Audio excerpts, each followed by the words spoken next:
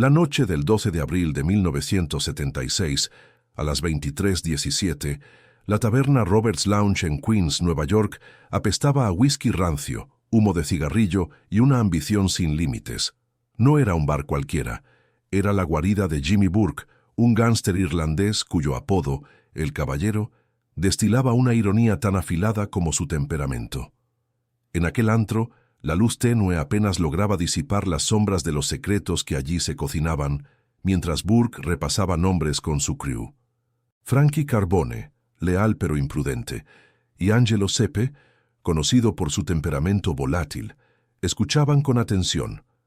Sobre la mesa, entre vasos medio vacíos y ceniceros desbordados, reposaba un expediente manchado de café con la foto de Stanley Diamond, un oficial del sindicato de trabajadores.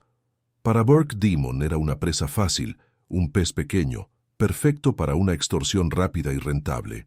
«Este tipo es un don nadie», sentenció Burke, aplastando un cigarrillo con saña contra el cenicero, su voz ronca resonando en el silencio expectante del local. Lo que él y su crew ni por asomo imaginaban era que Stanley Diamond no era un don nadie, y la decisión de tocarlo resonaría mucho más allá de las paredes de Roberts Lounge. Esta era la historia de un error de cálculo monumental, un paso en falso que pondría a prueba la precaria jerarquía de la mafia y que, para Burke, acabaría costándole mucho más que solo dinero. La ambición desmedida de Jimmy Burke le había cegado, empujándolo hacia un precipicio que jamás vio venir. Jimmy Burke era un hombre forjado en la brutalidad, un irlandés en un mundo donde el poder real se hablaba en siciliano, siempre a la sombra de los hombres hechos, los que portaban el apellido correcto. Esa era su cruz, su herida, el motor que impulsaba cada uno de sus movimientos. Anhelaba el respeto, el miedo que se le profesaba a un capo, la autonomía que nunca terminaba de alcanzar del todo. En el Roberts Lounge, su cuartel general en Queens, se sentía el rey de su pequeño feudo, rodeado de sus muchachos. Carbone y Sepe eran sus principales lugartenientes, piezas clave en su maquinaria de extorsión. Carbone, con su lealtad ciega, a menudo actuaba antes de pensar. Sepe, por su parte, era la encarnación de la furia. Juntos, formaban un trío temido en las calles de Queens y Brooklyn. La idea de Stanley Diamond había surgido de un rumor en un bar, un tipo del sindicato que manejaba bastante pasta y que supuestamente no tenía padrinos. Un caramelo, pensó Burke, y no dudó en ir a por él. Para Burke, el sindicato de trabajadores era una mina de oro, un nido de oportunidades donde se movían millones, donde los sobornos y los chanchullos eran el pan de cada día. Él quería su parte. No le importaban las intrincadas redes de lealtades que tejían el verdadero poder de la mafia. Él veía un objetivo, un punto débil, y atacaba con la ferocidad de un lobo hambriento. Su modus operandi era sencillo y efectivo: identificar a la víctima, aplicar presión, cobrar la cuota y pasar a la siguiente. Pero en esta ocasión, la astucia de Burke se vio superada por su arrogancia. No se había molestado en investigar a fondo a Stanley Diamond. En su mente, un oficial de sindicato de bajo nivel era eso, un don nadie, un simple engranaje en la vasta maquinaria que Paul Vario, el capo de la familia Lucchese, controlaba con mano de hierro. Vario, un hombre de inmenso poder e influencia, era el jefe directo de Burke, y su sombra se extendía sobre cada operación en los sindicatos y en el aeropuerto JFK. Burke creía que podía operar en los márgenes, que podía pescar en las aguas de Vario sin levantar demasiada polvareda, siempre y cuando no tocara a los peces gordos.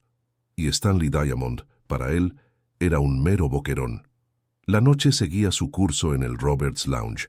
El humo de los Lucky Strike se mezclaba con el olor a cerveza barata y las risas estridentes que de vez en cuando rompían el tenso silencio. Burke, con su mirada fría y penetrante, observaba a Carbone y Sepe, sus ojos brillando con la anticipación de la próxima jugada. Estaba convencido de que su plan era infalible, de que Stanley Diamond sería solo otra muesca en su revólver, otra fuente de ingresos para su bolsillo y para la crew. No había un ápice de duda en su mente. Su confianza era absoluta. tan grande como el precipicio al que estaba a punto de asomarse.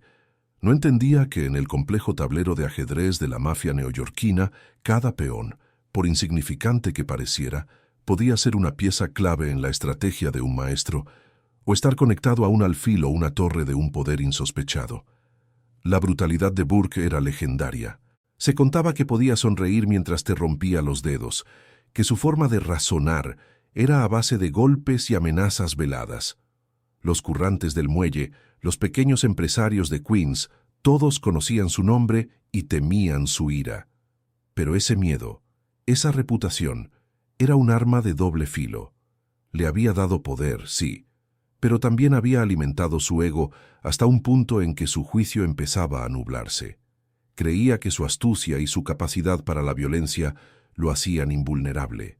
En el caso de Stanley Diamond, esa creencia lo llevaría por un camino sin retorno, un camino que pondría en jaque no solo su propia vida, sino la precaria jerarquía del submundo neoyorquino, donde un movimiento en falso podía desencadenar una guerra, o, peor aún, una humillación pública que equivalía a una sentencia de muerte social. Los detalles del plan se ultimaron entre sorbos de whisky. Carbone y Sepe asintieron, listos para apretar a Diamond y sacarle hasta el último céntimo. Para ellos era otro encargo del jefe, de El Caballero. No había nada extraordinario en ello, nada que les hiciera sospechar que estaban a punto de desatar una cadena de eventos que sacudiría los cimientos de su mundo. La imagen de Stanley Diamond en el expediente, un hombre de aspecto corriente, con una corbata bien anudada y una mirada algo asustadiza, era la imagen perfecta de la víctima ideal. No podían estar más equivocados. Jimmy Burke, un hombre de orígenes irlandeses en un submundo neoyorquino dominado por las familias italianas, sentía la punzada constante de ser un forastero, un asociado que anhelaba con cada fibra de su ser convertirse en un hombre hecho. Esa era su herida más profunda, una cicatriz invisible que le impedía ascender a la cúpula, una ambición desmedida que a menudo nublaba su juicio y le hacía subestimar las complejas dinámicas del verdadero poder que tejían los hilos de la ciudad. Su brutalidad, la astucia por la que se había ganado el irónico apodo de El Caballero, no eran sino herramientas para compensar esa carencia, para probarse a sí mismo y, sobre todo, para acumular la riqueza que en su mente algún día le abriría las puertas de la aceptación total. Mientras Burke, con su ceño fruncido y una mirada siempre calculadora, urdía sus planes en la penumbra cargada de humo del Roberts Lounge, ajeno a las corrientes subterráneas que su decisión desataría, Stanley Diamond vivía una existencia que, a todas luces, era la antítesis de la suya. Diamond era un hombre corriente, de unos 50 años, cuya vida transcurría con la predecible monotonía de un reloj suizo. Su figura, siempre enfundada en un traje impecable y una corbata cuidadosamente anudada que jamás desentonaba, era un pilar de la burocracia sindical. Su puesto como oficial del sindicato de trabajadores le encomendaba la tarea, aparentemente anodina, de manejar los intrincados libros de cuentas y los horarios de los estibadores que faenaban en el muelle 17 del aeropuerto JFK, un centro neurálgico para el comercio y, sin que la mayoría lo supiera, para las operaciones ilícitas de la mafia. La rutina de Diamond era una oda a la normalidad. Un café humeante a las 6 de la mañana, que degustaba mientras leía el periódico en la tranquilidad de su cocina en Queens. La llegada puntual a su oficina en las oficinas del sindicato de trabajadores a las 7. Y el regreso a casa para cenar con su esposa a las 7 de la tarde, una tradición inquebrantable que definía el ritmo de sus días. Para Jimmy Burke, este hombre era la personificación de la vulnerabilidad, un eslabón débil en la cadena, un individuo con una vida demasiado estructurada y, por ende, demasiado valiosa para resistir la presión implacable que su crew podía ejercer. Burke lo veía como una oportunidad de oro para una extorsión rápida y sin complicaciones, una forma de engrosar sus arcas sin levantar demasiadas sospechas ni, en su erróneo juicio, provocar la ira de los peces gordos. Los primeros contactos de los hombres de Burke, orquestados por Frankie Carbone y Angelo Sepe, bajo las directrices de su jefe, Fueron diseñados para ser sutiles, pero inconfundiblemente amenazantes. No hubo violencia inicial, sino una lenta y deliberada erosión de la paz de Stanley Diamond. Una noche, una ventana de su coche apareció rota en el aparcamiento del sindicato, sin que faltara nada de valor. Un claro mensaje de que había sido una advertencia, no un robo al uso. Días después, mientras Diamond se dirigía a su coche tras una larga jornada, una figura sombría emergió de entre las sombras de las calles de Queens, murmurándole una amenaza velada sobre preocuparse por su salud si no era más cooperativo con ciertas peticiones. El miedo comenzó a anidar en el pecho de Stanley, una sensación fría y pegajosa que se aferraba a él como una segunda piel. Diamond, un hombre de principios, pero también de una profunda aversión al conflicto y a la violencia, se encontró atrapado en una pesadilla que superaba cuanto había visto en las noticias o en las películas. Estaba aterrorizado. La idea de involucrar a la policía era tan impensable como suicida. En su mundo, la ley rara vez llegaba a donde la mafia ya había echado raíces. Con el corazón encogido y la mente nublada por el pánico, Stanley Diamond accedió a pagar una cuota semanal, una cifra inicialmente modesta que, según le habían prometido, garantizaría su seguridad y la de su familia.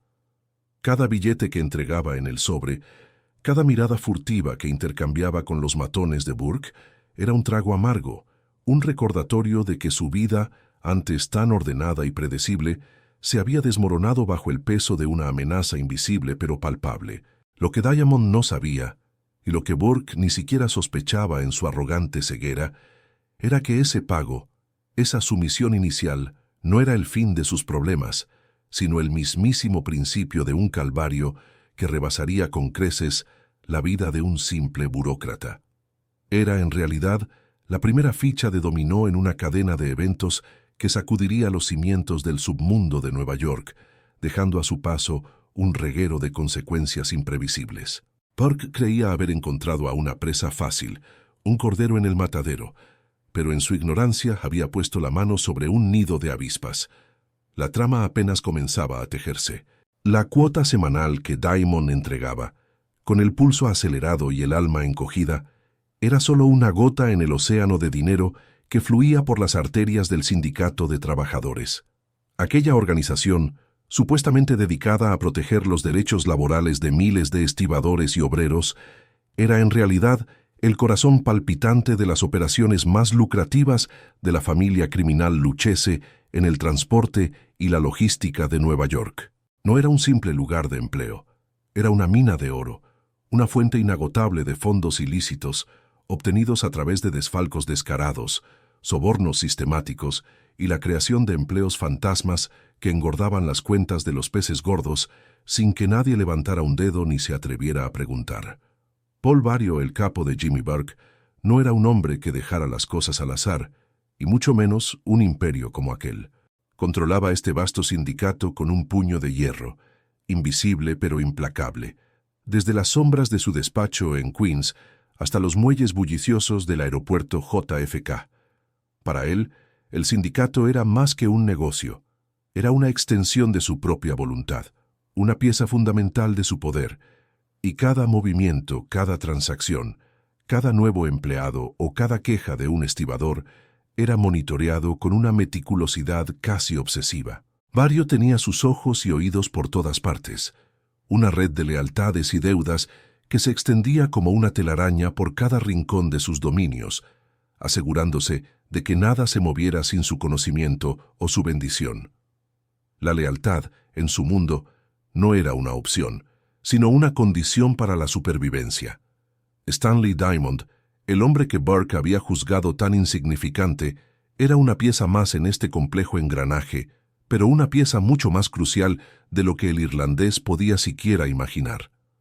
Aunque no ostentaba el título de capo ni de caporegime, su posición como oficial de bajo nivel le otorgaba acceso privilegiado a registros delicados, nóminas, contratos, horarios de envío y listas de cargamentos que eran la savia de las operaciones de contrabando y robo de la familia.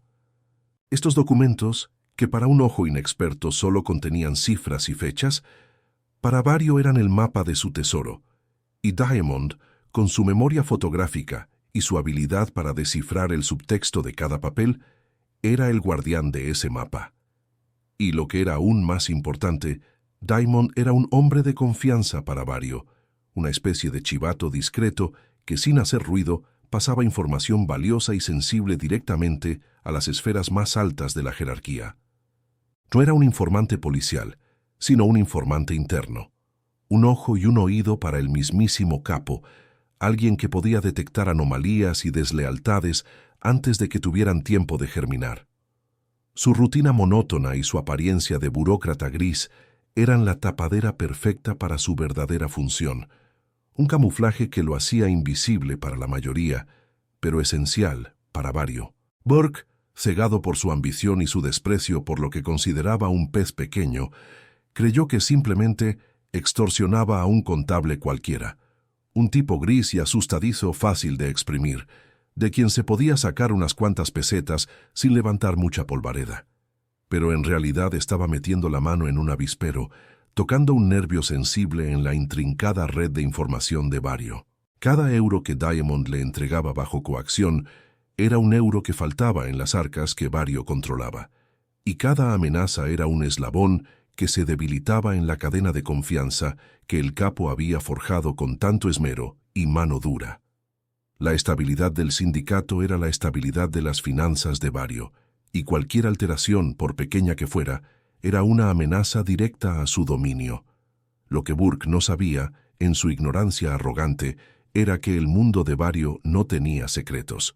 Incluso antes de que sus hombres profirieran la primera amenaza directa, ya había oídos ocultos, esparcidos por doquier, hombres leales a Vario, discretos y ubicuos, que reportaban cada anomalía, cada rumor, cada pequeña desviación del statu quo. Estos informantes, a menudo asociados de bajo nivel que esperaban ascender en la jerarquía o simplemente evitar la ira del capo, eran los ojos invisibles de Vario, y su lealtad, cimentada en el miedo y la esperanza de ascender, era inquebrantable. Se movían entre la gente como sombras, escuchando cada conversación, cada comentario descuidado, procesando la información como si fuera oro puro. Un simple comentario, aparentemente inocente, de Frankie Carbone en un bar de mala muerte, el tipo de sitio donde se mezclaba el humo rancio con la testosterona y el tintineo de los vasos, fue el detonante. Frankie, con un par de copas de más y la boca un poco suelta, se jactó ante un par de conocidos sobre lo fácil que era apretar al tipo del sindicato, refiriéndose a Diamond, y cómo Burke estaba sacando una buena tajada de ese chanchullo. Lo que Carbone no sabía era que uno de los hombres que escuchaban atentamente, disimulando su interés con un trago lento de cerveza aguada, no era un simple conocido. Era un primo lejano de un caporegime de Vario, un tipo que estaba siempre al tanto de lo que se cocía en las calles y que se ganaba sus galones reportando cualquier chanchullo, cualquier irregularidad. Para Carbone era una fanfarronada más, un alarde de poder para impresionar a un par de mindundis. Para la red de Vario era una pieza de información crucial, una señal de alarma que no podía ser ignorada. El comentario no llegó a los oídos equivocados, como se suele decir en el AMPA, sino de hecho a los correctos, a aquellos que tenían la obligación y el interés vital de llevar la noticia directamente a la cúpula. El rumor, como una chispa en un barril de pólvora, comenzó a extenderse con velocidad pasmosa. De un bar a otro, de un garaje clandestino a una trastienda de una carnicería italiana, la información sobre la extorsión de Jimmy Burke a Stanley Diamond empezó a circular. No era un reporte oficial con sellos y firmas, sino el murmullo incesante de la calle, el boca a boca que, en el mundo de la mafia, a menudo era más rápido y más fiable que cualquier canal formal. La noticia no tardó en llegar a los oídos de aquellos que la esperaban, aquellos que se encargaban de filtrar y procesar cada dato para Paul Vario. El implacable ascenso de la extorsión de Jimmy Burke, lejos de aplacarse, se precipitó con una voracidad inusitada tras las iniciales sumas percibidas. Para Jimmy Burke, el caballero, la paciencia era una virtud tan extraña como la compasión. Las pequeñas cantidades que Stanley Diamond había entregado hasta entonces eran, a sus ojos, una burla, migajas de un pastel mucho más grande que él creía merecer. Su ambición, esa herida profunda de ser un irlandés en un mundo dominado por italianos, le quemaba por dentro, empujándole a demostrar constantemente su poder y su valía. La necesidad de acumular riqueza y respeto era una droga para él, y Diamond, en su mente, era simplemente un obstáculo que debía ser exprimido hasta la última gota. Burke, desde la penumbra de Roberts Lounge, donde el humo del cigarrillo y el olor a whisky rancio eran tan densos como sus planes, sentía que había que aumentar la presión. La sutileza, para Burke, era una herramienta para los débiles. Él era un hombre de acción, de intimidación directa. Necesitaba un mensaje claro y contundente, algo que hiciera temblar hasta los cimientos a Stanley Diamond. Y para esa tarea, solo había un hombre en su crew, con la brutalidad y la falta de escrúpulos necesarias. Angelo Sepe. Sepe, un torbellino de temperamento volátil y violencia contenida, era el instrumento perfecto para la escalada de la extorsión. Sus ojos fríos y su sonrisa sarcástica eran tan amenazantes como sus puños. Burke le dio la orden sin rodeos. «Haz que entienda, Angelo, que vea que esto no es un juego de niños». Así, una tarde gris de finales de abril, mientras las sombras se alargaban por los callejones traseros de Queens, Angelo Sepe interceptó a Stanley Diamond. Fue en un rincón apartado y maloliente, justo detrás de las oficinas del sindicato, un lugar donde los gritos rara vez eran escuchados y las súplicas se perdían en el eco de los edificios. La conversación, si es que se le podía llamar así, fue brutalmente breve. Sepe no se anduvo con preámbulos. Su mano se cerró como una tenaza sobre el cuello de la camisa de Diamond, levantándolo ligeramente del suelo. «Tu familia sabe dónde vivís, Stanley», espetó Sepe con una voz que era un gruñido bajo, pero cargado de una amenaza que helaba la sangre. Y para enfatizar su punto, le propinó un golpe seco en el estómago, un puñetazo que no buscaba dejar una marca visible, sino robarle el aliento y recordarle la vulnerabilidad de su existencia. Diamond se dobló sobre sí mismo, el dolor físico apenas una fracción del terror que le invadía al pensar en su esposa y sus hijos. Las palabras de Sepe eran una sentencia. Ya no era solo su dinero lo que estaba en juego, sino la seguridad de su familia. El miedo, un escalofrío gélido, le recorrió la columna vertebral. Stanley Diamond sabía que no podía acudir a la policía. En el submundo de Queens, donde las líneas entre la ley y el crimen se difuminaban hasta desaparecer, la policía no era una solución, sino un catalizador para problemas aún mayores. Denunciar a Jimmy Burke o a cualquiera de sus asociados significaba una condena a muerte, una venganza fría y calculada que se extendería a todos sus seres queridos. Estaba atrapado en una jaula, con los gánsteres por un lado y la imposibilidad de buscar ayuda legítima por el otro. Sin embargo, Stanley Diamond, a pesar de su apariencia de burócrata insignificante, no estaba completamente indefenso. Tenía una última opción, una carta que solo se jugaba cuando la vida o la de los suyos pendía de un hilo, un número de teléfono que representaba una protección que pocos en su posición podían siquiera soñar. En la tarde del 21 de abril, a las 16:45, bajo un cielo plomizo que amenazaba lluvia, Diamond se acercó a una cabina telefónica en la concurrida esquina de la avenida Steinway y la calle 30. Cada inserción de moneda era un acto de desesperación, cada dígito marcado, un rezo silencioso. Sus manos, empapadas en sudor, apenas podían sostener el auricular. Su voz, cuando finalmente habló, era apenas un susurro que se perdía entre el ruido del tráfico y el ir y venir de la gente, un hilo de sonido tan frágil como su esperanza. «Tío Sal», dijo con dificultad, cada palabra una lucha contra el nudo en su garganta. «Tengo un problema. Unos tipos irlandeses están presionando, mucho».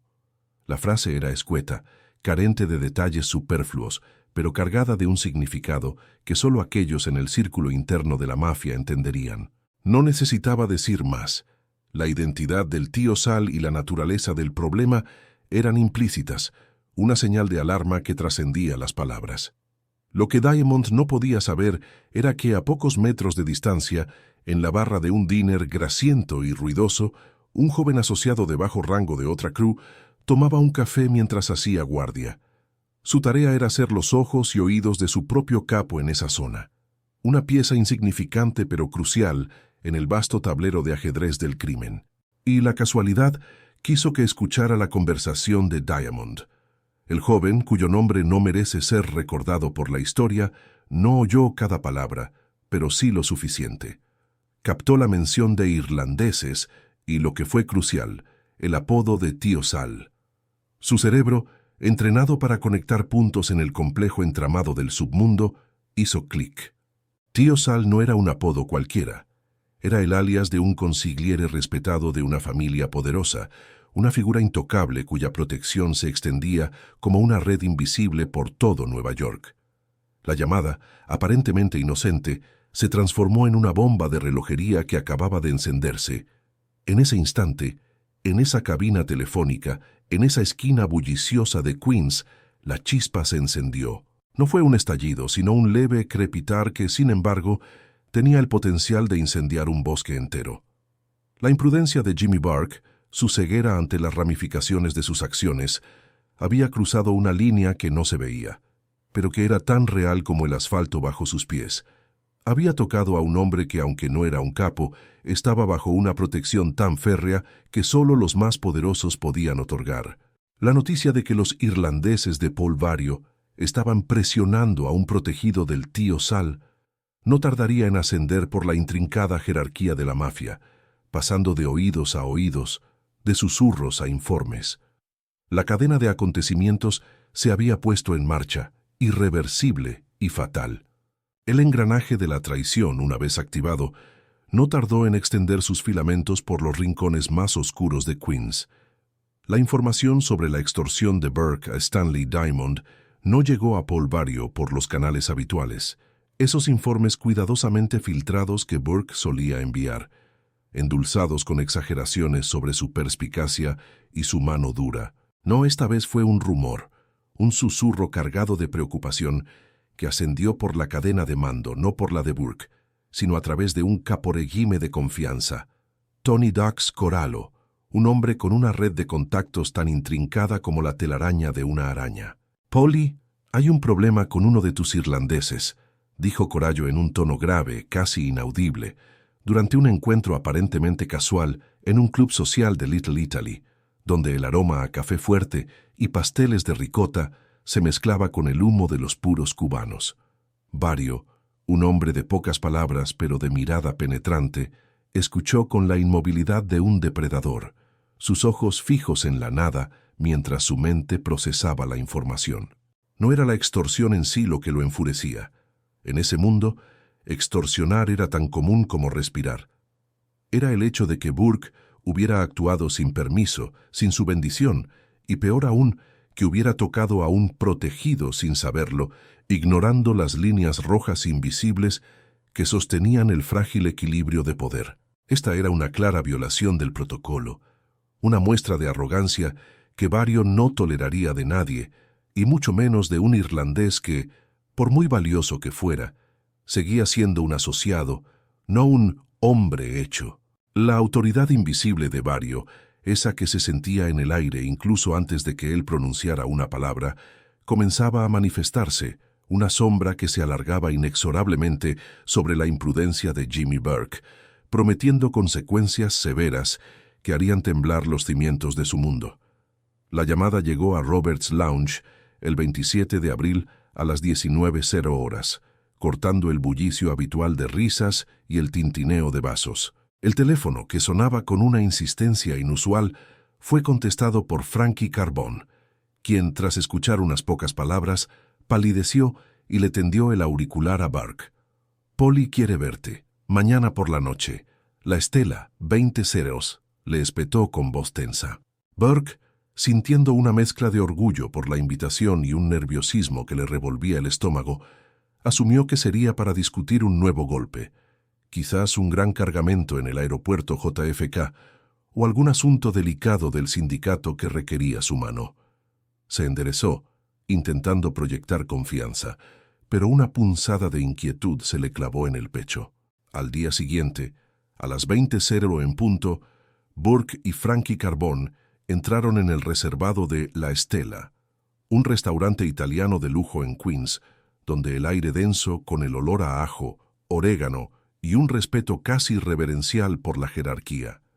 Paul Vario ya estaba sentado en su mesa habitual, impasible, como una estatua de mármol, su rostro inexpresivo ocultando un torbellino de pensamientos. Flanqueándolo como guardianes silenciosos y letales estaban Tommy de Simón y el sueco, Tommy Andretta, cuyas presencias eran advertencias mudas, promesas de violencia contenida. Burke sintió un escalofrío. Vario no perdió el tiempo con preámbulos, saltándose las formalidades que solían preceder a estas reuniones. «Jimmy, he oído que estás apretando a gente en el sindicato», dijo Vario, su voz baja, casi un murmullo, pero cargada de una autoridad que resonaba en cada rincón del reservado. Burke intentó desviar el tema, con una sonrisa forzada buscando una excusa para justificar sus acciones, pero Vario lo interrumpió con un gesto impaciente. «Stanley Diamond, ¿te suena?» El corazón de Burke se detuvo en seco. La sangre se le heló en las venas. La sonrisa se le borró del rostro. Era como si un rayo lo hubiera alcanzado, dejándolo sin aliento. Vario, con una calma aterradora, le reveló la verdad. Diamond no solo era un pariente lejano de un consigliere de otra familia poderosa, sino que también era un informante clave para un capo respetado, un hombre que movía los hilos de los sindicatos con una discreción inigualable. Jimmy Burke, el astuto caballero, había extorsionado a la persona equivocada, y la mafia, a través de los ojos y oídos de Paul Vario, lo sabía todo, hasta el último y humillante detalle. La revelación golpeó a Burke como un martillo, no solo en el orgullo, sino en la base misma de su existencia. El silencio que siguió a las palabras de Vario fue más ensordecedor que cualquier grito, una sentencia sin palabras que flotaba en el aire. Vario no ordenó su muerte inmediata, no hubo un gesto dramático, pero la sentencia fue clara y humillante, grabada a fuego en el alma de Burke. «Devuelve cada centavo, Jimmy. Y te disculpas. Personalmente», ordenó Vario con una calma que helaba la sangre. Sus ojos, antes inexpresivos, ahora brillaban con una ira contenida, una promesa de que cualquier desobediencia sería respondida con una brutalidad impensable. «Y me vas a pagar una multa, por el problema y por el desaire, una multa que te hará recordar por qué no se tocan las cosas de otros sin mi permiso». La cifra que Vario pronunció a continuación era astronómica. Una porción significativa de las ganancias de Burke de los últimos meses, un golpe devastador a su fortuna y a su ego. Frankie Carbone y Angelo Sepe, que esperaban con impaciencia en Robert's Lounge, sintieron la tensión en el aire antes incluso de que Burke cruzara el umbral. Cuando regresó, pálido y silencioso, su rostro era una máscara de derrota. La noticia del sit-down y la humillación de Burke se extendió como la pólvora en el submundo de Nueva York, susurrada en los bares de Queens y los garajes de Brooklyn, erosionando su autoridad y su temido prestigio. Los hombres de su crew lo miraban con una mezcla de respeto disminuido y una creciente preocupación.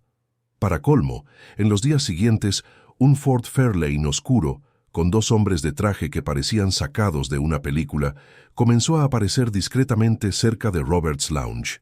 Los federales estaban oliendo algo, y cualquier inestabilidad interna en la crew de Vario era una invitación abierta para ellos. La presión era insoportable, asfixiante, tanto desde arriba, con la mano férrea de Vario, como desde afuera, con la sombra de la ley acechando cada uno de sus movimientos. Burke se encontró atrapado en una encrucijada infernal, una situación sin salida que le roía el alma. Desafiar a Vario significaba una muerte segura y brutal, no solo para él, sino para Frankie Carbone, Angelo Sepe y el resto de su crew. Una masacre que mancharía su nombre para siempre. Vario no bromeaba con la deslealtad ni con la falta de respeto.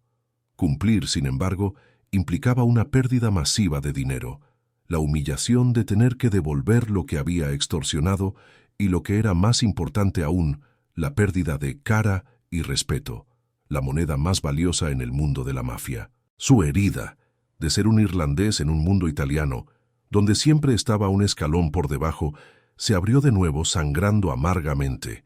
Esta humillación lo relegaba a un estatus aún más bajo, casi al de un paria. La idea de eliminar a Diamond cruzó su mente. Una solución rápida y definitiva para borrar la evidencia de su error, pero sabía que Vario tenía ojos y oídos en todas partes, en cada esquina, en cada bar, en cada conversación, y la venganza sería implacable, una cacería sin fin. La furia de Vario no era por Stanley Diamond en sí, sino por la ruptura del protocolo, por la falta de respeto a la jerarquía, por la insubordinación de un asociado. Burke se debatió entre la venganza y la supervivencia, entre su orgullo herido y la cruda realidad del poder absoluto de la familia Lucchese, un poder que podía aplastarlo sin esfuerzo. Con el peso de la amenaza de Vario sobre sus hombros, una losa de plomo que le aplastaba el espíritu, Jimmy Burke no tuvo más opción que ceder. La supervivencia de su crew y la suya propia dependían de ello. A regañadientes, con un nudo de amargura en la garganta, devolvió el dinero extorsionado a Stanley Diamond, entregándoselo en un sobre marrón, grueso y pesado, en un encuentro tenso y silencioso, en un aparcamiento desolado en las afueras de Queens. La disculpa, forzada y llena de un resentimiento apenas disimulado, fue una píldora amarga que Burke tuvo que tragar, una humillación pública que le quemaba la garganta. Diamond, ahora consciente de su inesperada y poderosa protección, lo miraba con una mezcla de miedo persistente y una nueva y silenciosa superioridad, saboreando su pequeña victoria. La crew de Burke presenció esta humillación y su autoridad se vio visiblemente mermada. El aura de invencibilidad que lo rodeaba se había desvanecido, reemplazada por una sombra de vulnerabilidad. El clímax 2 llegó con el pago de la multa a Vario, un tributo a su error y a su subordinación.